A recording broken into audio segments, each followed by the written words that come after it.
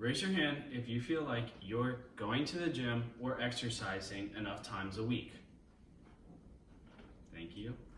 Raise your hand if you feel like the majority of the food you're eating is healthy. Thank you. About 2 years ago, I felt like I wasn't exercising enough, eating the right foods, or getting enough sleep. I wanted to take action. This is when I started using the Health app. The Health app, designed by Apple, allows you to input your information and gives you a report of your health and also suggests how to get healthier. The app is already installed on all iPhones. Two of the most beneficiary categories I found were exercise or activity and nutrition. Exercise is something I feel most people don't get enough of. I often found myself sitting inside watching TV rather than being outdoors and playing sports. The CDC, or Center of Disease Control and Prevention, reports that around 80% of people don't get enough exercise. This leads to health problems later on in life, but luckily, the Health app is available.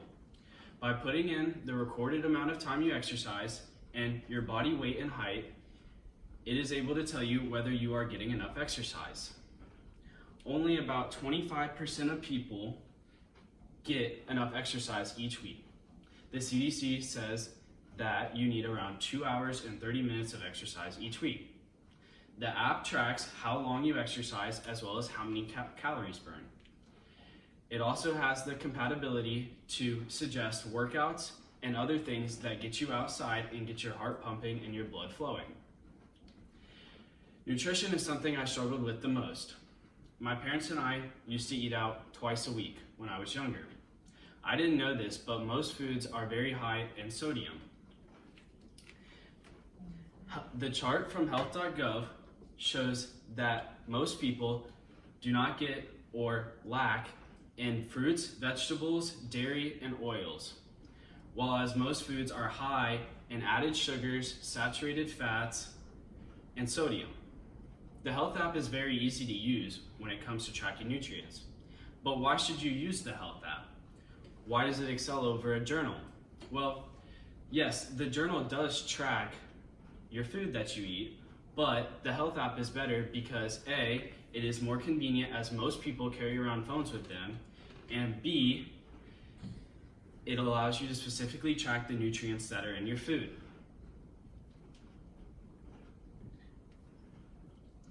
By specifically tracking the nutrients in your food, you are able to see if you have eaten too much or too little of something, as well as that allows you to maintain and keep a healthy, balanced diet. But the thing with the medical app, or the Health app, is that it can be pretty scary to input all of your information into what is called a medical ID. The medical ID allows you to put information in that it can be used in an emergency, such as allergies or different heart conditions or medical conditions. When a responder shows up and it is called 911, they can see what kind of medical conditions you have, and that allows EMS to respond differently and can help save your life. By using a chart from the CDC, you are able to see that the US population has risen rates in obesity of 10% in adults and 5% in kids. I believe that this is caused from the lack of exercise and the fatty junk foods that most people are consuming. By using the Health app, which only takes around 10 minutes out of your day, you are able to report what you ate and how long you've exercised, which will in turn help prevent this disorder from getting to you as it is for me. Thank you. I'm going to turn the phone on now, the camera. Is there any questions? How does the information, your information get recorded or seen? When you're relating to what? Like when the EMS person Oh, comes okay. and you have. So this is the medical ID. When you're on the lock screen, you can hit emergency and a phone will show up. But also, in the bottom right-hand corner, a medical ID will pop up. When you click on that medical ID, you'll be able to see all of this information will pop up. His name, the year he was born, this man suffers from hypertension. And so that's how you're able, and that's what you can tell EMS when you're on the phone with them. So this is pretty much the private information that's. Yeah, this is the private okay. information that can be seen. Because like I said, it can be scary because like if someone has your phone, like they can see that you have like hypertension or they can see your name and when you were born. Right. Is there any other questions? No?